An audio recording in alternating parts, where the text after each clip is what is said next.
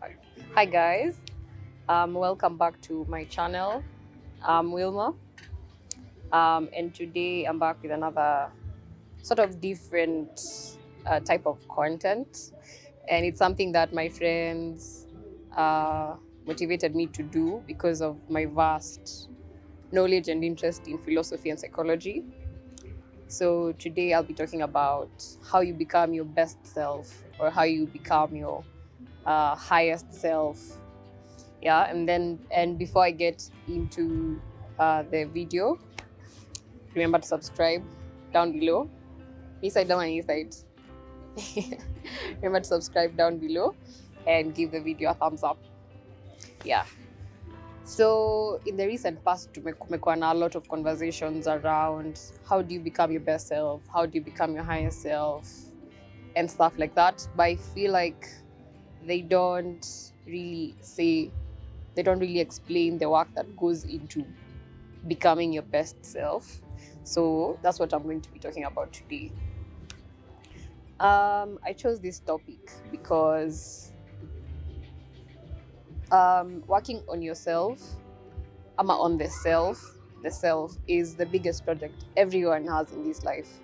So the moment you stop working on yourself, you have lost the game. There's a philosopher, I'm going to quote a lot of philosophers here. So there's a philosopher who was called Rohn. He used to say, when you work hard on your job, you can make a living, but when you work hard on yourself, you can make a fortune. So there's limitless value to how much how better your life will be when you work on the self. So before you start the process of even getting into your highest self, it's important kwanza to visualize the person you'd want to be maybe like 40 years from now or like 30 years from now. So make a visual of, like, for example, in my position, make a visual of Vilma at 60. How does she look? How does she feel about life? How does she treat people? What kind of car does she drive? What kind of house does she live in? So you do a visual, but better than visualizing is just write about it. Yeah, because you won't miss any details. So you write unataka kukua unakaaje physically, what kind of hair will you be having, ama nywele yako itakuwa inakaaje, how will you be dressing, what's your fashion, who are your friends, where do you live, right? So that's just the first step. So that use that as a reference for the whole process.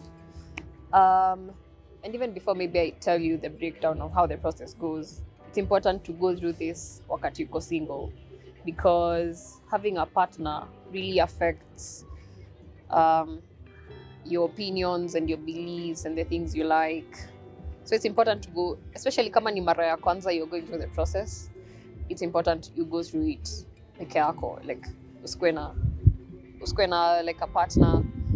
If you're in a relationship and you're doing it, sikwambi uache mtu wako, but it's important that you go through it alone. A breakdown of the process is, first you become self-aware. So ujue the current self, everything about the current self, the physical aspects, the emotional aspects, the mannerisms of your current self, the triggers, what you like, your opinions, your beliefs, basically everything about your current self. So being self-aware. And then the second process is figuring out ni nini in your current self does not serve your highest good. So reference to that person you want to be at 60, what in your current self does not serve huyo mse yako at 60. So when you figure that out, now you try and make changes according to zile vitu zita improve your life. Yeah. So when you're doing the self-awareness process, yeah, so you start with the physical self-awareness is unajijua physically vile unakaa. Yeah, it sounds silly, but kuna watu hawajuangi everything about themselves, right? So zoea kwenda kwa mirror, know every intricate detail about your physical body, like what's your height, what's your weight, what's the color of your eyes, is your hair thick, is your hair thin, is it scarce, do you have long legs, what's your skin color, kila kitu about your physical self, right? How big are your ears, how small are your eyes, how kila kitu, where are your birthmarks, everything about your physical. And then tulisema the second process is figure out ni nini in your physical does not serve your highest good. Kama nilikuwa nimepicture that the Wilma at 60 is very fit na mimi sahi siko fit, then what changes can I make to be a more fit person? So things like that, maybe I can start working out, pay for gym, start jogging. If I don't think my hair looks vile nataka nikuwe at 60, I do research, figure out what changes, what do I need to do with my hair ndio ikuwe healthier or bulkier, however way I want it, right? If it's things that you cannot change, because kuna vitu in your physical body hauwezi change, for example your height, things like that, and maybe you're not comfortable with them, the only solution there is you do affirmations. Okay, you do affirmations. Unasema, I love my height, I love my face, I love my forehead, I love. This works because your brain does not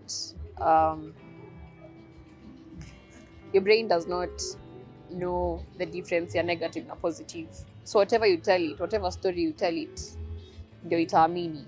So if you keep saying I love my forehead, I love my forehead, I love my forehead, not necessarily telling anyone, but unajiambia tu when you're in the mirror, in the shower, whatever you don't like about your physical body, you do affirmations until your mind changes vile inafikiria about that part of the body, and then it opens up for you to have self-love, because if your brain is comfortable with the way you look and you're making the changes that you need to do, so that you can be a better physically, utajipenda.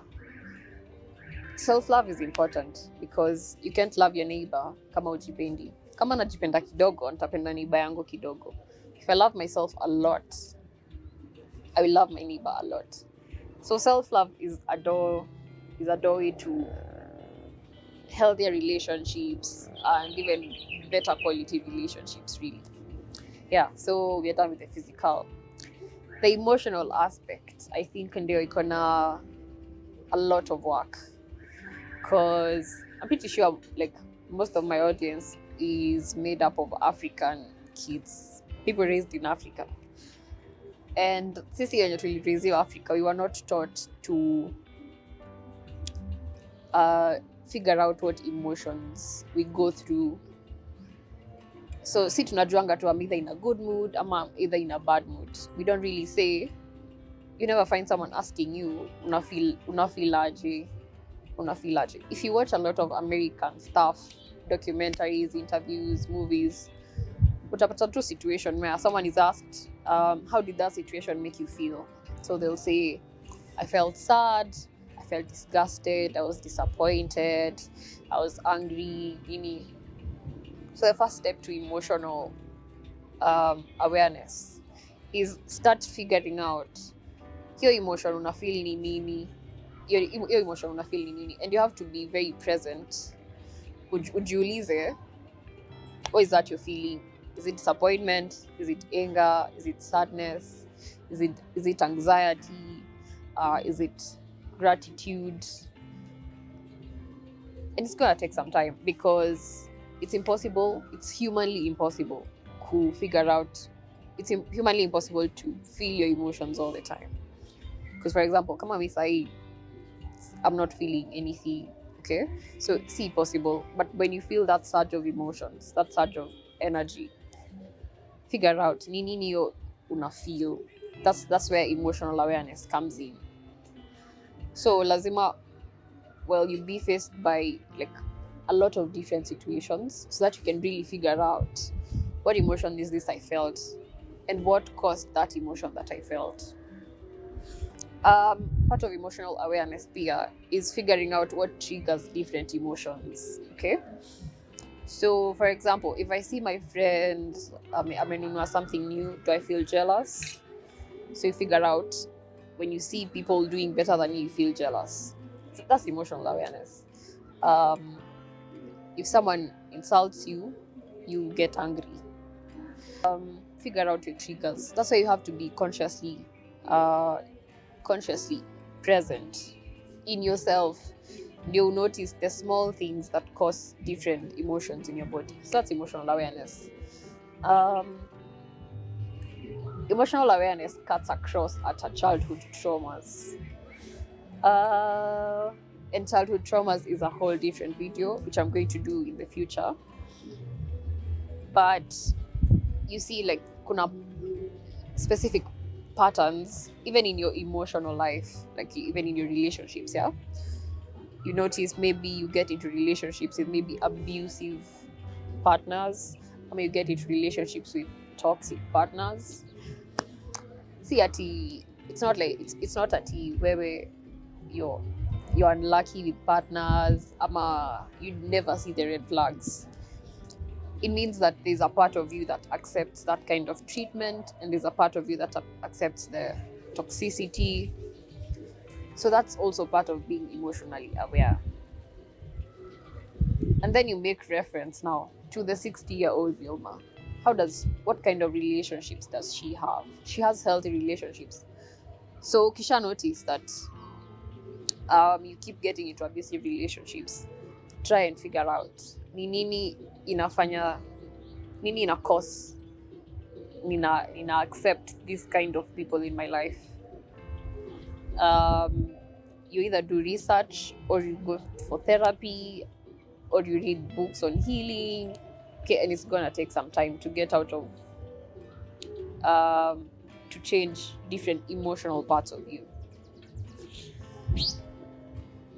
Also, hizo vitu hukutrigger. It's very important that you learn to control your own emotions. You don't have to get angry kila saa mtu akikuinsult, you know. You'll learn to master it.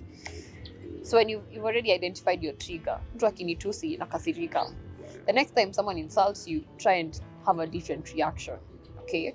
Until you know, well, huwezi control anyone's actions or words, but you can control your own reactions and actions.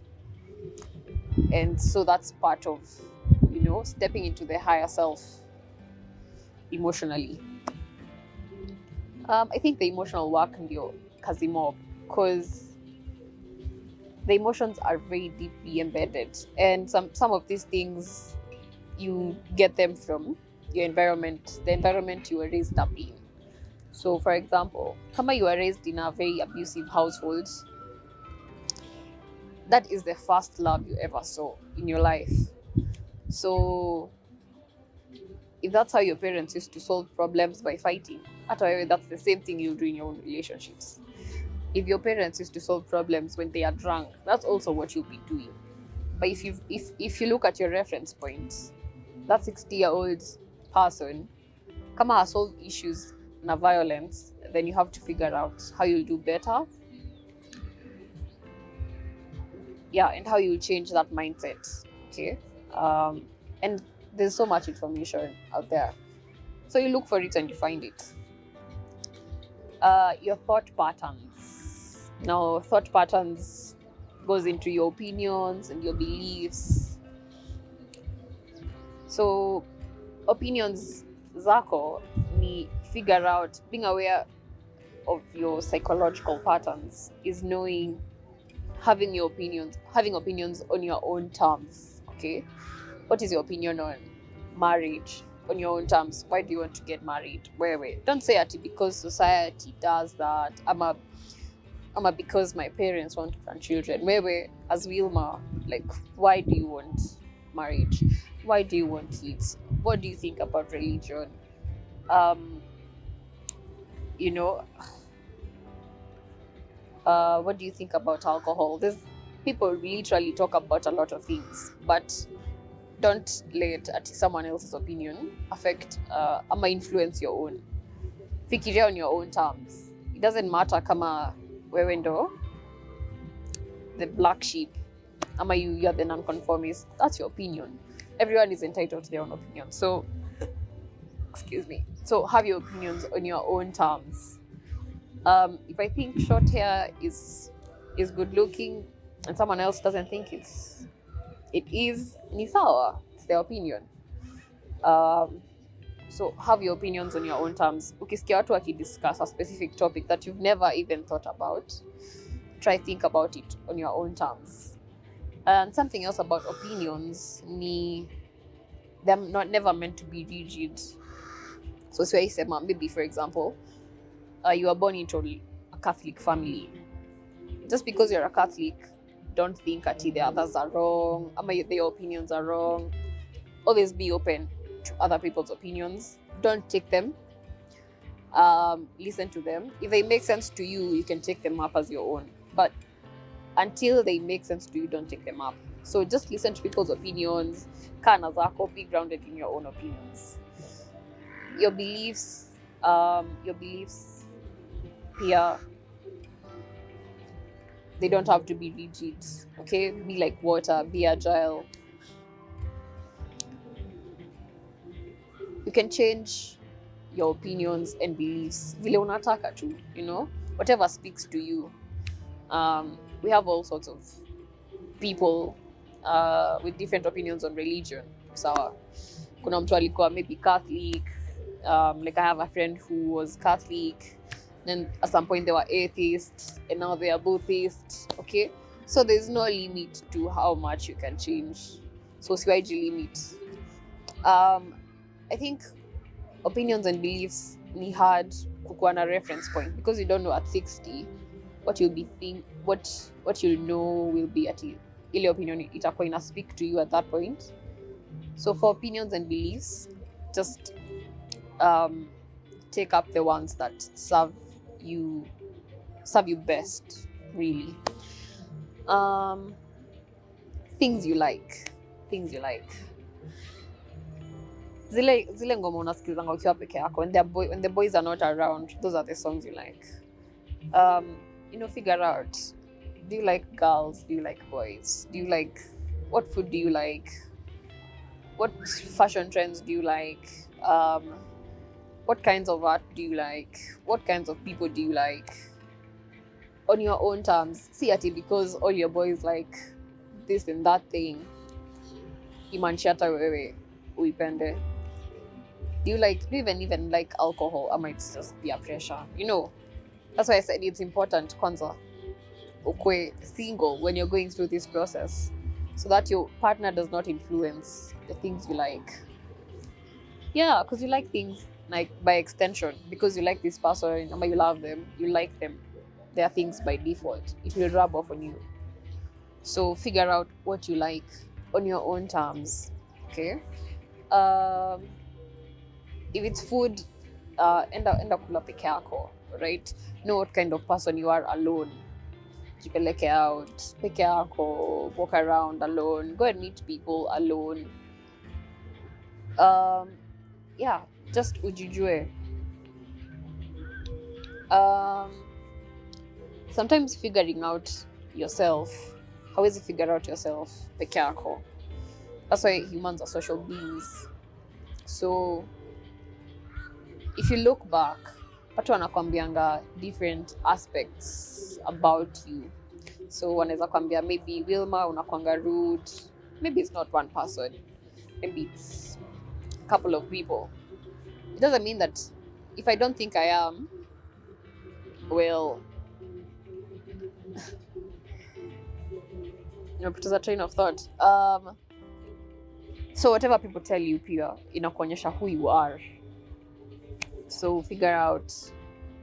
It doesn't mean it's true akikwambia that you are maybe this and that, but consider it. Because at the end of the day, as much as you're trying to be the best self, you also influence the people around you. okay, na huwezi ishi peke yako, so try and collect what people say about you and try and change it in a way that serves you best. You come first, the way that serves you best first, others come later. If people don't really tell you where your personality or your character inakwanga shaky, you can ask your friends, because I think always because maybe just one friend who can tell you the truth bila huruma, the ones who tell you the utmost truth. You ask them, do you think there are parts of my personality I should change to become a better person? I've done it before with my friend, and it really opened my eyes to vitu zenye wewe una ignore peke yako, because you'll be like, yeah, that's just how I speak, or that's just how I do things, that's just how I. But then part of becoming your higher self is being open to change. Okay, you have to be open to change, and uache ile phrase ya kusema ati mimi nakuanga hivyo. Hakuna mtu anakuanga hivyo. You can change however much you want. So again, I'm going to quote Jim Rohn. Jim Rohn used to say, you can get more than you have because you can become more than you are. So your current self attract the things that you need to become a better person. So the universe sends you people and things that you need to become a better person. So ukiwa consciously and intentionally working on becoming better, the universe itakuletea better wanipata. So kama uko hapa, you attract things that are on your level. If you're intentionally trying to become better, then you'll need better things and better people to become better. So I think self-awareness is the biggest portion of becoming your higher self. And then after maybe figure out all those things about self-awareness, it's a continuous process across your lifetime. So hakuna time uta stop. Because me in 2022, haitakuwa the best self. Sitakuwa the best self at, okay, Wilma at 22, hatakuwa the best self at 25.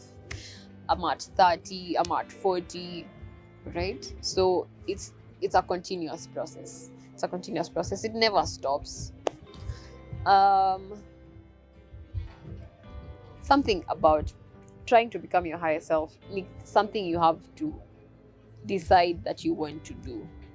So siezi anza kuambia Dennis ati you have to change this and that, naye mwenyewe hataki. So it has to come from within. You have to be very intentional about becoming better and putting in the work to become better. If you can afford therapy, go for therapy.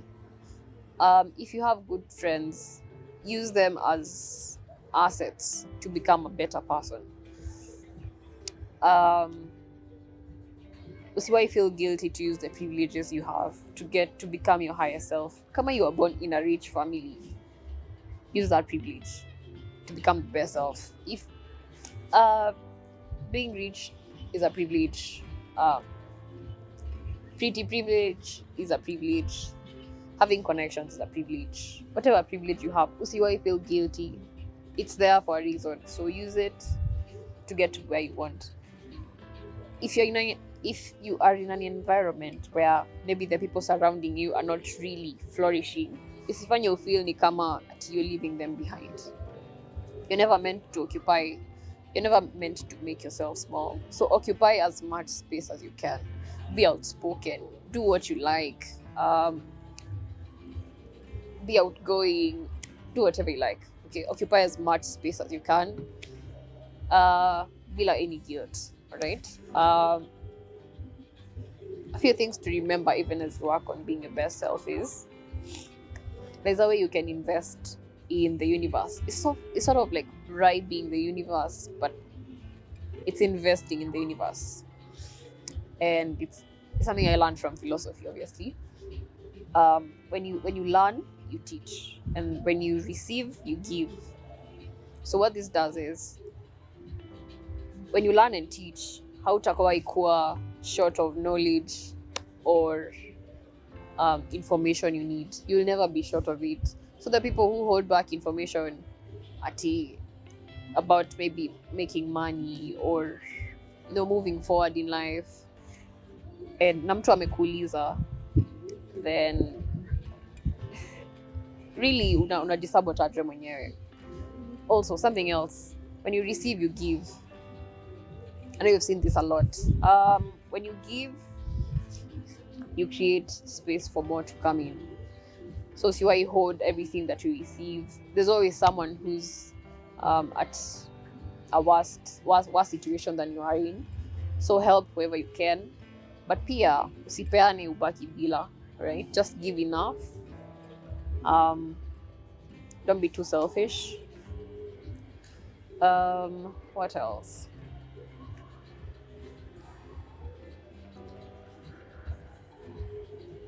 Yeah, I think that's all I have for today. Shout out to my friends who made me do this philosophy content. Thank you for motivating me to do this. Napenda philosophy sana.